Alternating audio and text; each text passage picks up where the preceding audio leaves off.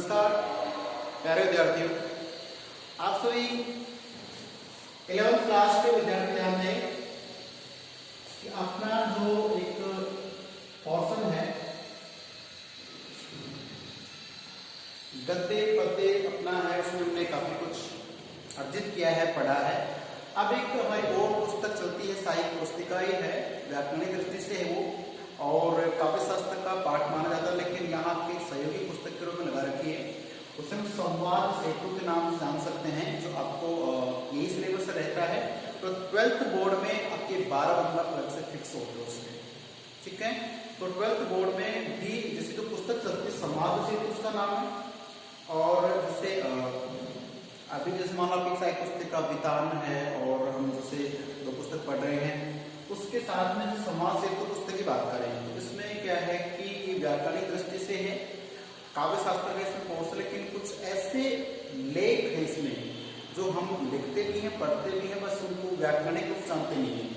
तो प्यारे विद्यार्थी, समाज सेतु के कुछ जो पाठ है वो 11th क्लास पढ़ने को मिलते हैं और कुछ है वो 12th क्लास में पढ़ने पड़ते हैं। एक ही पुस्तक है दोनों क्लास के लिए, तो देख लीजिए। अब इसमें बात करते हैं लोग, जो आपके सिलेबस में है वो क्या है भी, फीचर नाम का एक टॉपिक है।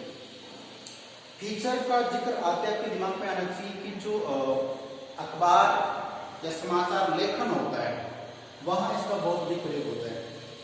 कोई जगह के बार लेखन के लिए आप घर पे भी कोई पत्र लेखन करते हैं, उसमें हो सकता है। साहित्य जो लिखते हैं, जानते समझते, उनके लिए महत्वपूर्ण होता है।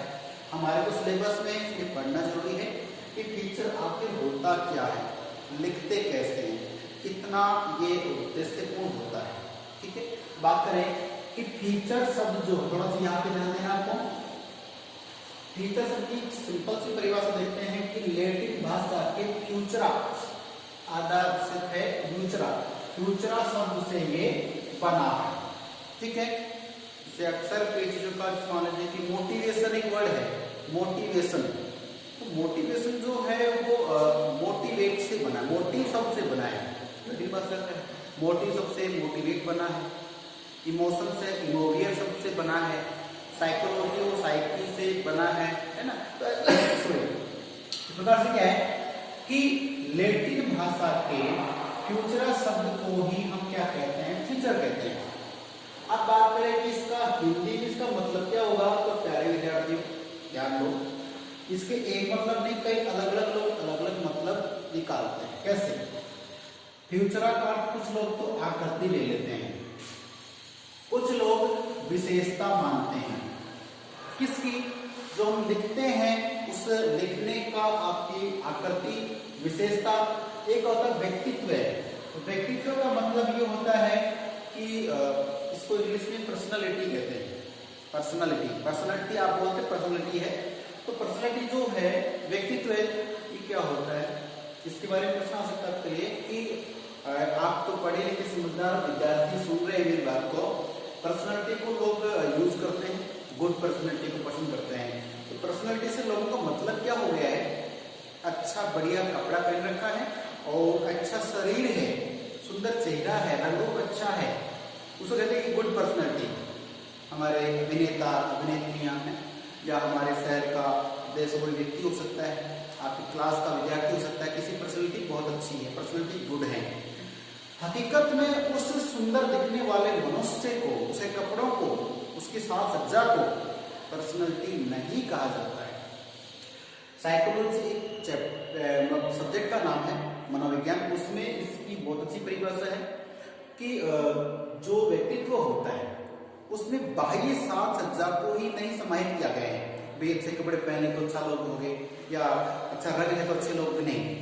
बाह्य साज सज्जा के साथ आंतरिक मनोदशा या आंतरिक गुणों का जो समावेश है उसको कहा जाता है अच्छी गुड पर्सनालिटी, एक अच्छा व्यक्तित्व है। समझ इस बात को कि व्यक्ति ने अच्छा सूट बूट पहन रखा, लेकिन वो वार्तालाप किस शैली में करता है, कितना अच्छा प्रभावशाली बोलता है, उसकी बात में कितनी सच्चाई कितनी झूठ है, तो सारे उसे गुणों पे निर्भर करता है। तो ध्यान दीजिए, फ्यूचरा जो लैटिन भाषा का शब्द है, इसको फ्यूचर कहते हैं, या रूट हो गए शब्द। और फ्यूचरा को आपने फ्यूचर कहते हैं, लेकिन आप समझते हैं इसको हिंदी में कुछ लोग आकृति कहते हैं, कुछ लोग विशेषता कहते हैं, कुछ लोग व्यक्तित्व कहते हैं, कुछ लोग चेहरा कहते हैं। चेहरा मानो आप एक संपादक आपने अखबार लिखा है, तो समझो कि आपका जो अखबार है इसका लेखन में ये जो फीचर ही बता देगा कि आपका वो जो लेखन शैली कितनी प्रभावशाली है, वो चेहरा हो जाता है। बात करते हैं नाक नक्श। नाक नक्श का मतलब वही चेहरे से मतलब हो गई, बनावट से मतलब हो गई है।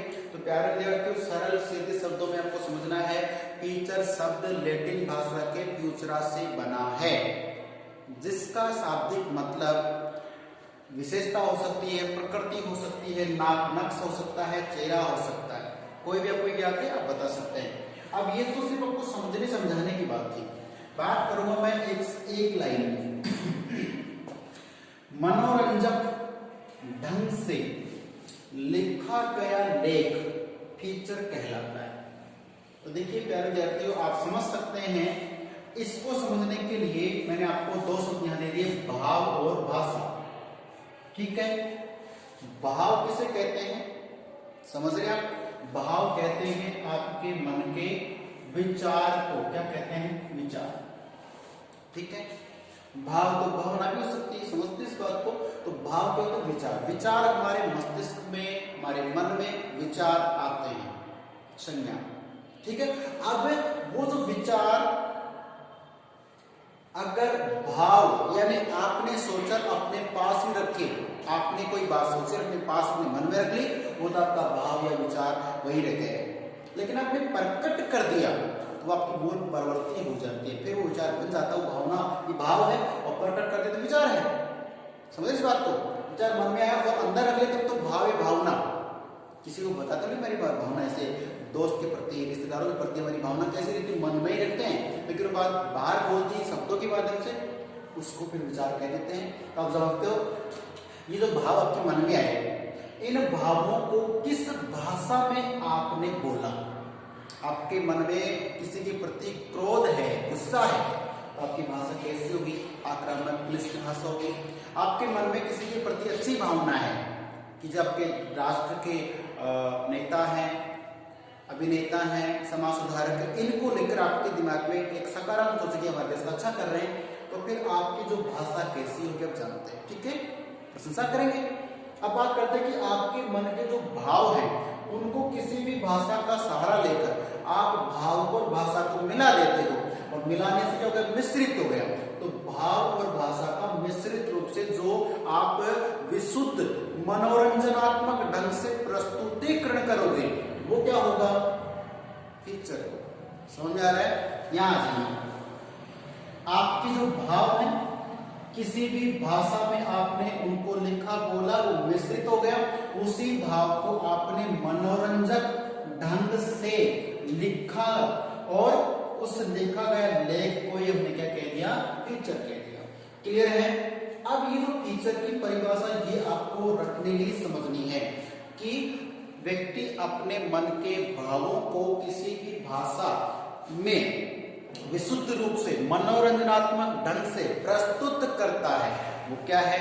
फीचर है। अब बात करें कि फीचर जो है वो कैसे होते हैं, प्रकृति कैसी होती है उनकी। तो फीचर भावनात्मक, भावना से युक्त होते, भावना युक्त होते हैं। फीचर है वैचारिक होते हैं, उनपे विचार विमर्श किया जा सकता है। फीचर मनोरंजक तो होता ही है, अर्थात आप अखबार में कोई सूचना दे रहे हैं, कोई लेख लिख रहे हैं, वो मनोरंजक ढंग से लिखते हैं तो फीचर कहलाता है, और सीधे सपाट लिखते हैं तो एक समाचार कहलाता है। ठीक है, ध्यान रखना। एक होता है फीचर, एक हम पढ़ेंगे आलेख, तो इसका दूसरा रूप होता है, इसका विपक्षी होता है, ध्यान रखें। तो मनोरंजक हो गए, तो हमारा जो फीचर है वो कैसा? भावना से, तो उसमें भावनाएं होती हैं। ठीक है, किसी व्यक्ति विशेष के बारे में अच्छा बड़ा सोचते लिखा जाता है। वैचारिक, उसमें हमारे विचार होते हैं, वैचारिक होता है।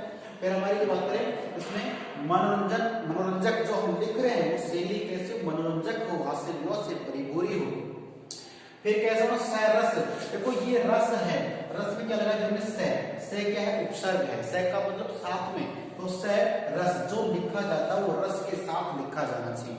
यहाँ पे हमें रस लेने की जरूरत नहीं, मतलब जो लिखा जाता है वो ऐसा प्रभावशाली होना चाहिए कि जो भी उस फीचर को, फीचर एक लेखन कला है उसको पढ़ेगा तो उसके ऊपर अवश्य कोई अच्छा प्रभाव पड़ेगा। समझ रहे हैं प्यारे विद्यार्थियों, शुरुआत हो चुकी है समास हेतु की कुछ टिप्स की, कुछ पॉइंट्स की। समास हेतु का पहला पॉइंट मैंने फीचर ले लिया है, इसकी शाब्दिक अर्थ बता दिया, परिभाषा बता दी, उसका प्रकृति बता दी है। अब ये किस किस क्षेत्र में है, कितना है, ये हम पढ़ेंगे अगले नेक्स्ट वीडियो में। तब तक के लिए नमस्कार, धन्यवाद।